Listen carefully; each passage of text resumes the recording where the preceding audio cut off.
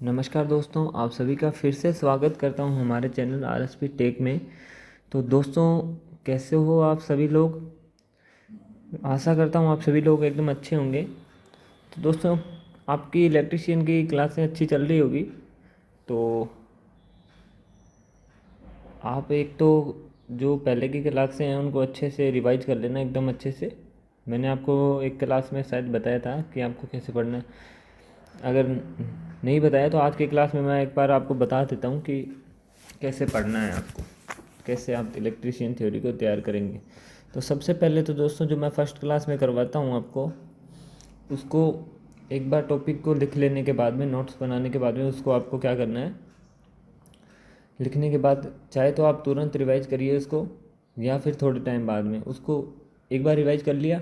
उसके बाद में आपको कोई और सब्जेक्ट पढ़ना है तो और सब्जेक्ट पढ़िए, या आपको इलेक्ट्रिशियन थ्योरी अभी आज मान लो आज ही स्टार्ट की है तो नेक्स्ट क्लास देख लीजिए। फिर आपको क्या करना है, दोबारा से पे जो फर्स्ट क्लास थी उसको रिवाइज करना है।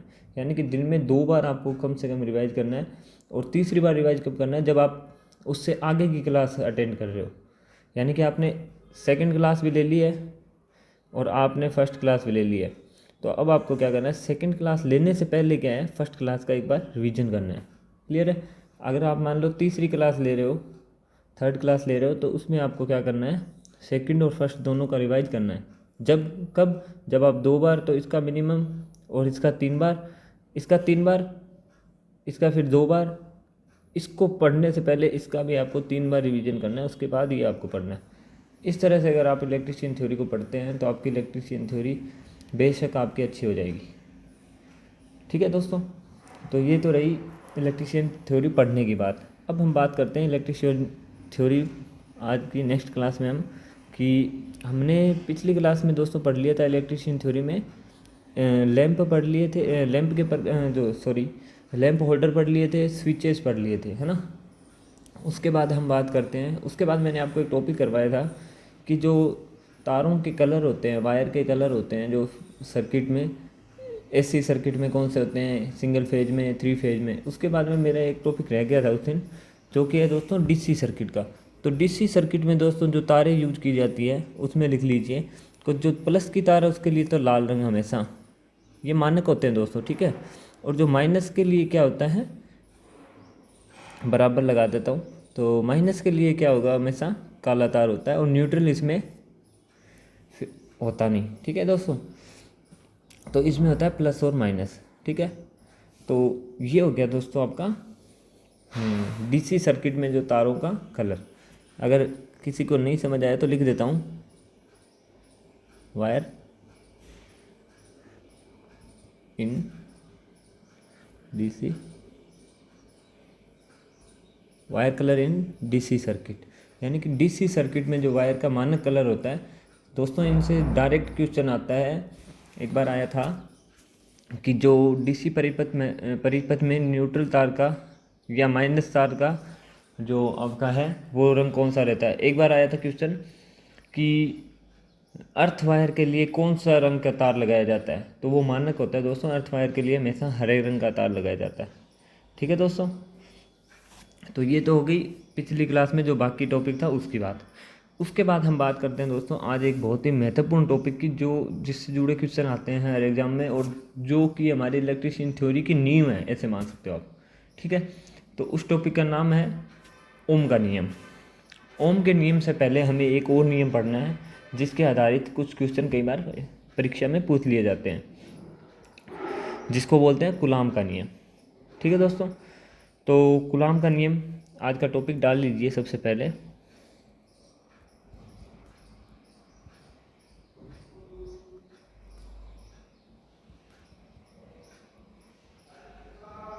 कूलाम का नियम।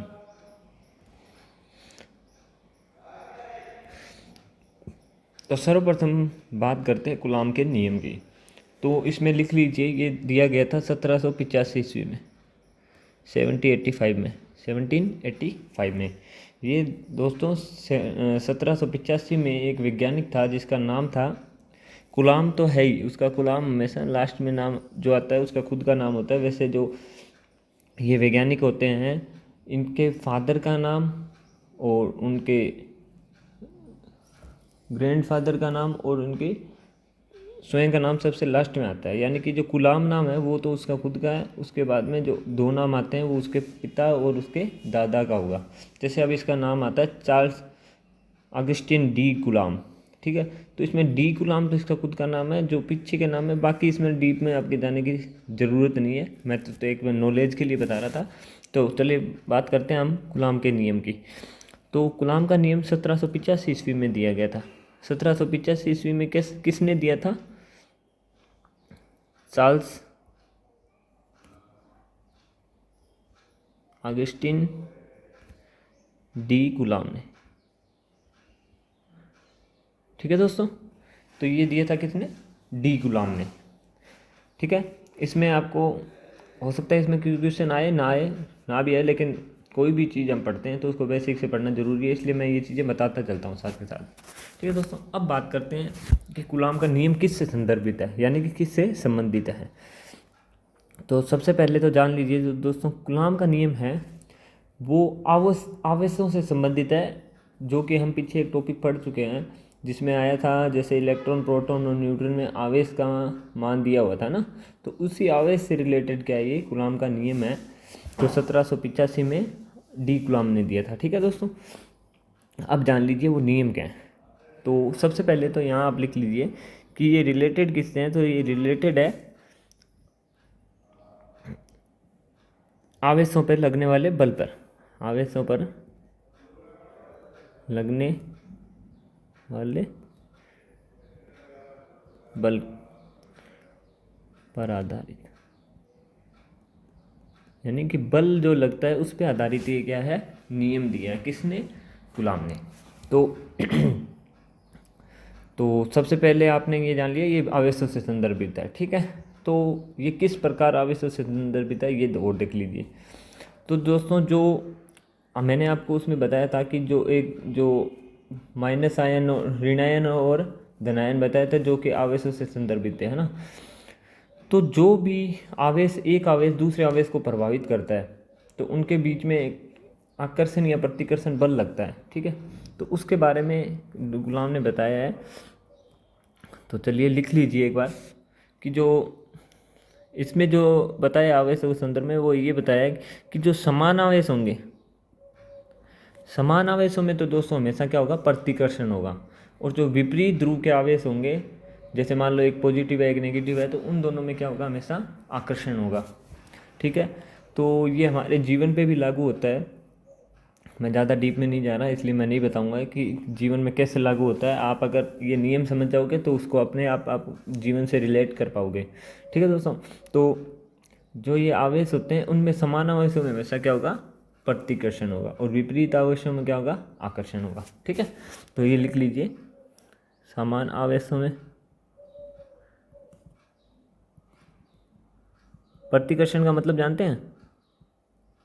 प्रतिकर्षण का मतलब होता है एक दूसरे को दूर धकेलना, ठीक है। और दूसरा आता है दोस्तों इसमें असमान आवेशों में या विपरीत आवेशों में, असमान आवेशों में क्या होता है, आकर्षण, ठीक है, जिसको बोलते हैं अट्रैक्शन। तो प्रतिकर्षण में आप इसको बोलते हैं रिपल्सन। तो आकर्षण और प्रतिकर्षण यहाँ लिख लीजिए बल, ताकि आपको पूरा याद रहे, ठीक है दोस्तों। उसके बाद हम ये जान लिया कि आवेशों से संदर्भित है, और आवेशों में समान में तो ये क्या होगा, प्रतिकर्षण बल होगा, और असमान में क्या होगा, आकर्षण बल। अब इसको नियम को पूरा लिख लीजिए, क्योंकि इससे रिलेटेड कुछ क्वेश्चन आते हैं वो भी मैं आपको बता देता हूँ, ठीक है। तो इस नियम को लिख लेते हैं हम। अब हम लिखते हैं नियम। तो नियम क्या बोलता है दोस्तों, नियम ये बोलता है कि जो अगर इनको एक निश्चित दूरी पे रखा जाए, यानी मान लो समान आवेशों को या विपरीत आवेशों को जो भी आप लोगे वो मैं आपको बता दूंगा, इसको आप कैसे भी परिभाषा बना सकते हैं। तो अगर आवेशों को किसी दूरी पे रख दिया जाए तो उनके मध्य जो लगता है बल वो किन किन चीज़ों पे निर्भर करता है, देखिए।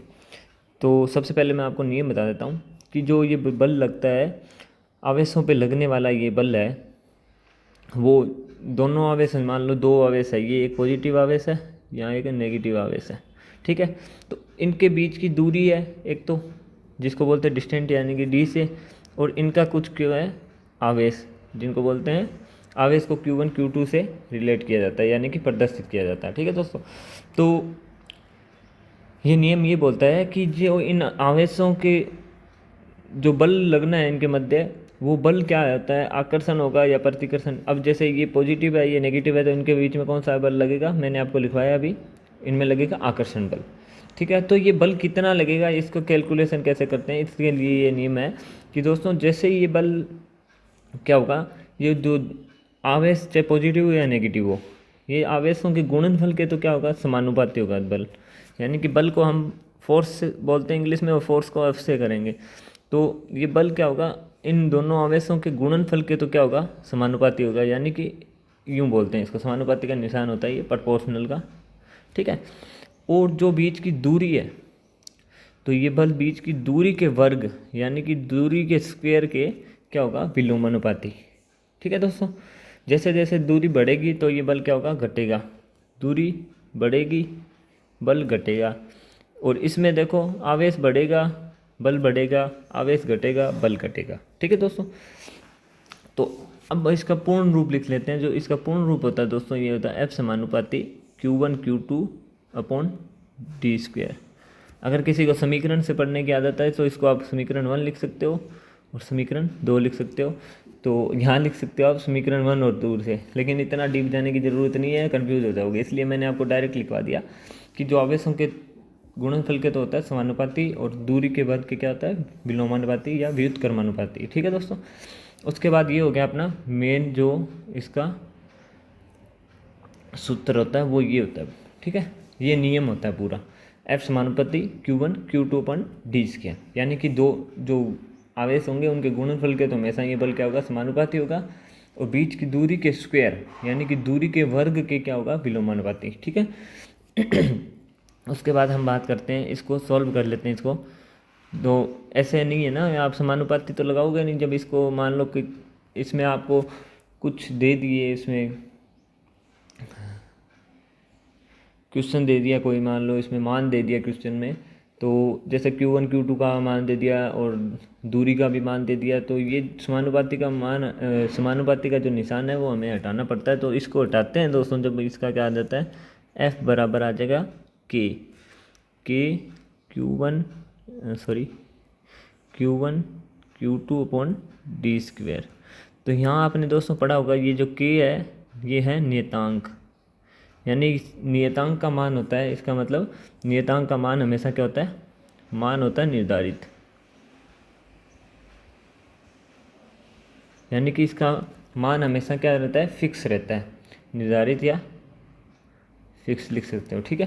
नियतांक का मान हमेशा दोस्तों क्या होता है, फिक्स होता है, कि जब भी आपको मान लो Q1 Q2 का मान दे दिया और दूरी का मान दे दिया, तो उसको तो आप कैलकुलेट कर लोगे, और K के स्थान पे आपको क्या लिखना है दोस्तों, हमेशा K का मान लिखना है। तो यहाँ K का मान दोस्तों जो होता है वो K का मान होता है 8.98 into 10⁻9 newton metre square plus नहीं पर कूलम्ब स्क्वायर, या इसको आप बोल सकते हो Nm स्क्वायर बट्टे कूलम्ब स्क्वायर, ठीक है, ये एक ही चीज़ है, इसको यू भी लिख सकते हो आप।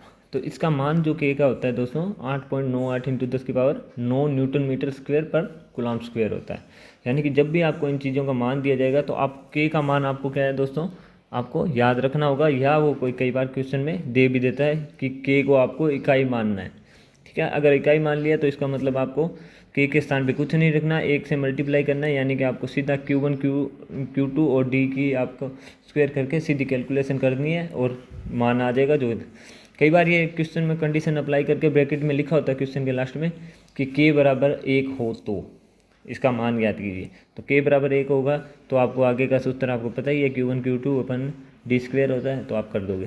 क्लियर दोस्तों, ठीक है। उसके बाद में मैं आपको अगर कन्फ्यूज़न होगा तो दोबारा एक बार रिवाइज करवा दूंगा, उससे पहले आप एक बार नियम लिख लो दोस्तों कि नियम क्या बोलता है ये।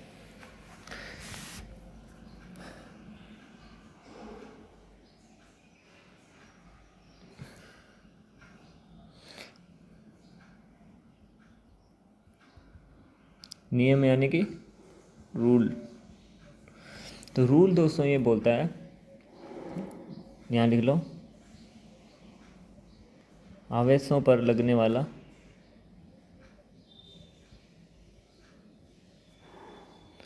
बल, बल कौन सा लगेगा, या तो आकर्षण या लगेगा प्रतिकर्षण। आवेशों पर लगने वाला बल जो होगा वो होगा आवेशों के तो गुणनफल के तो क्या होगा, समानुपाती। आवेशों के गुणनफल के समानुपाती, यानी कि आवेश जिस प्रकार बढ़ेगा तो ये बल भी क्या होगा, बढ़ेगा। आवेशों के गुणनफल के समानुपाती। वह जो आवेशों के बीच की दूरी है, बीच की दूरी के वर्ग के, यानी कि स्क्वायर के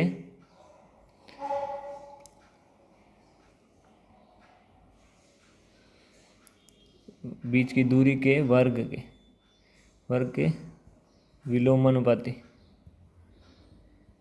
विलोमानुपाती को क्या बोलते हैं दोस्तों, व्युत्क्रमानुपाती।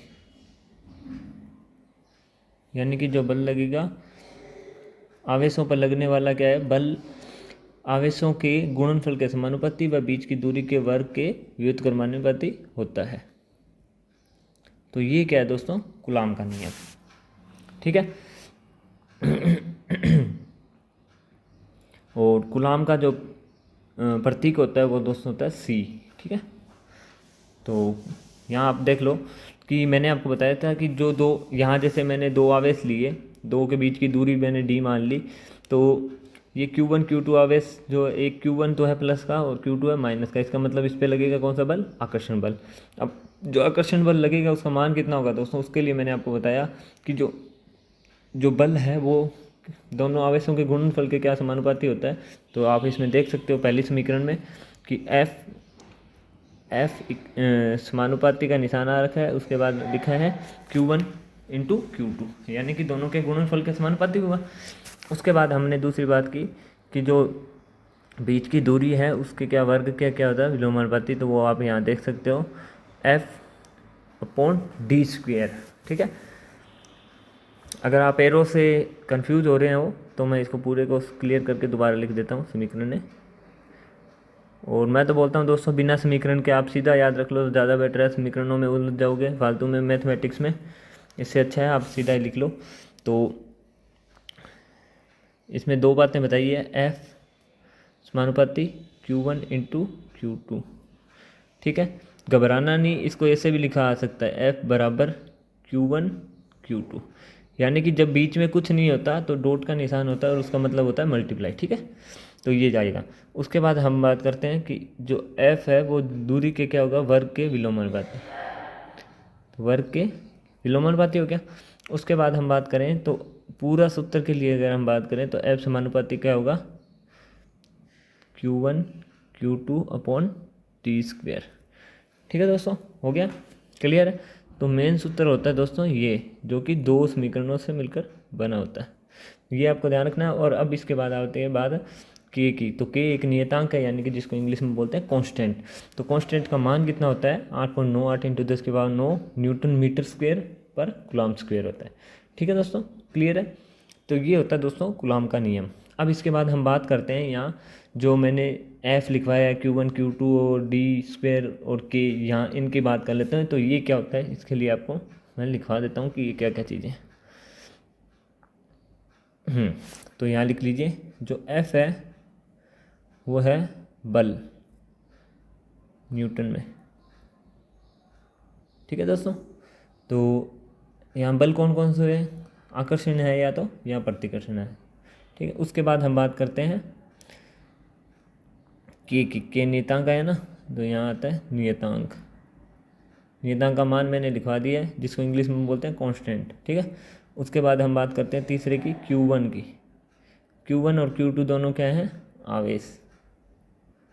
आवेश का मान क्या होता है, कूलाम में, या इसको कूलम्ब भी लिखा आता है, ये होता है कूलाम में। ठीक है।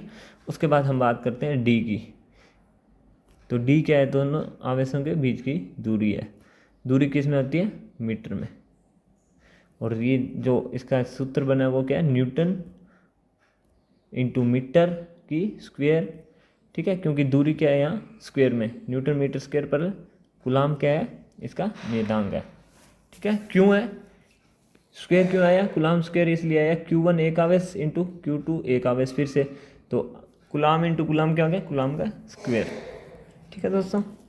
तो क्लियर होगा आपका कूलाम का नियम। अब बात करते हैं दोस्तों हम इससे रिलेटेड कुछ क्वेश्चन की, एक दो क्वेश्चन लिखवा देता हूँ आपको, मैं डायरेक्ट लिखवाऊंगा या चलो एक की मैं पूरी लैंग्वेज लिखवा देता हूँ क्वेश्चन की, यहाँ लिखवा देता हूँ।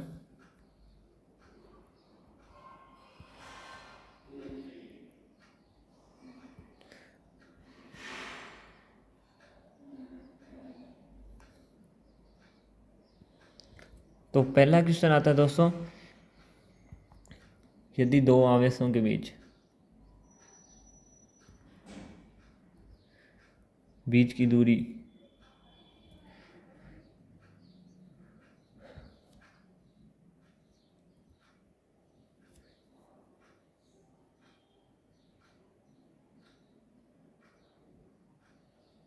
पाँच गुना कर दी जाए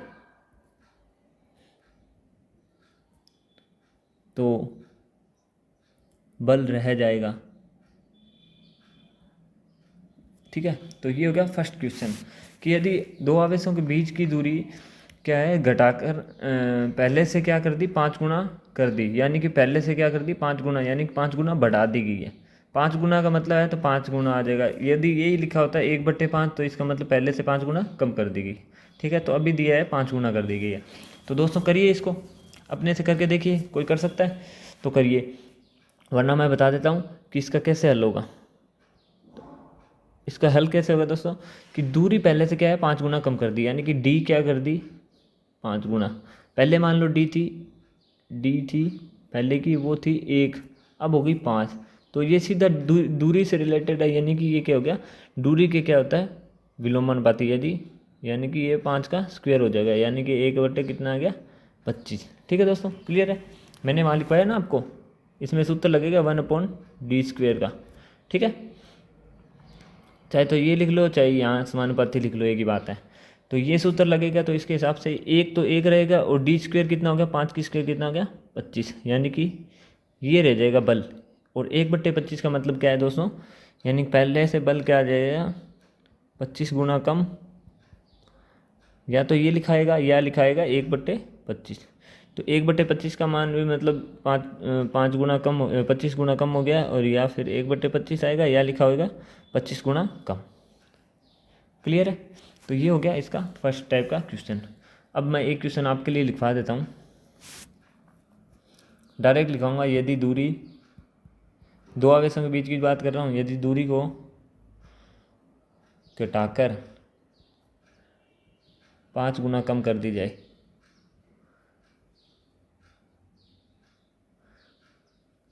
कम, या इसको लिख सकते हैं 1/5 कर दी जाए, तो बल का मान,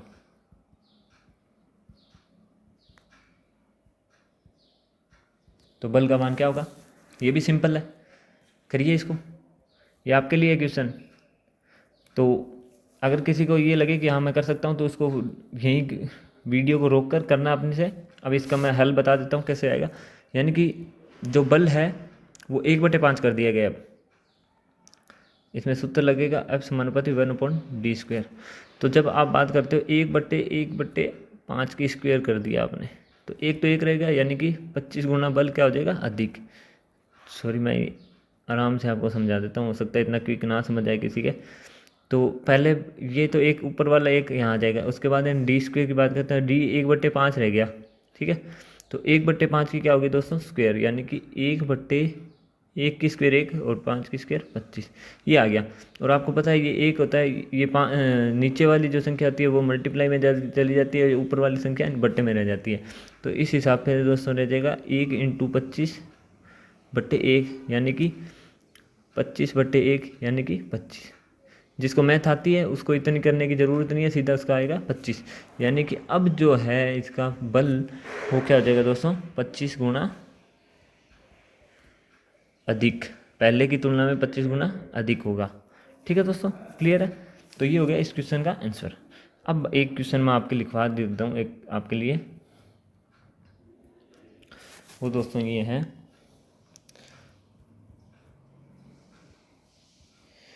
यदि आवेशों का मान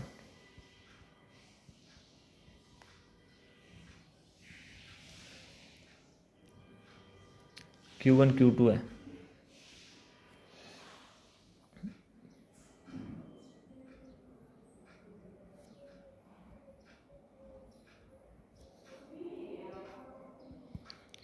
तो बल का मान क्या होगा? ये जब बल का मान क्या होगा जब दूरी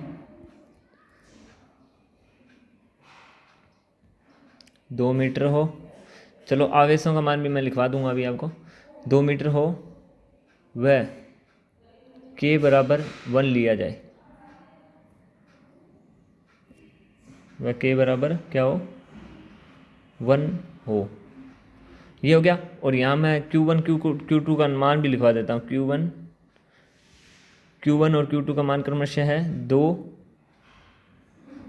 कूलाम और आ जाएगा 3 कूलाम। ठीक है, ये मान लो आप, ये बल का मान है। तो अब इसको आपको क्या करना है? हल करना है। तो कैसे करोगे दोस्तों? F बराबर क्या होता है? K Q1 upon D square. तो अब आपको दिख रहा है यहाँ K का मान 1 दे दिया उसने, और Q1 का क्या मान कितना दिया है? 2 इंटू Q2 का 3 बट्टे में यहाँ जो दूरी दी है वो 2 मीटर, यानी कि 2 की स्क्वायर कितना हो जाएगा? 4। तो अब आप देख लीजिए 6/4 आ जाएगा इसका मान,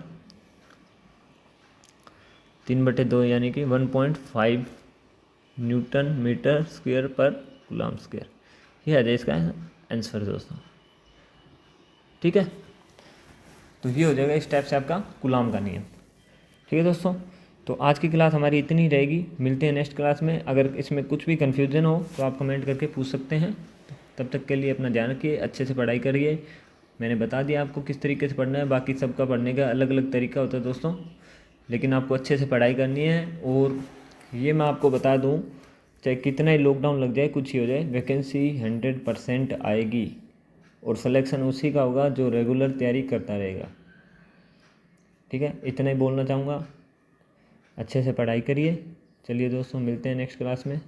वीडियो को अंत तक देखने के लिए धन्यवाद।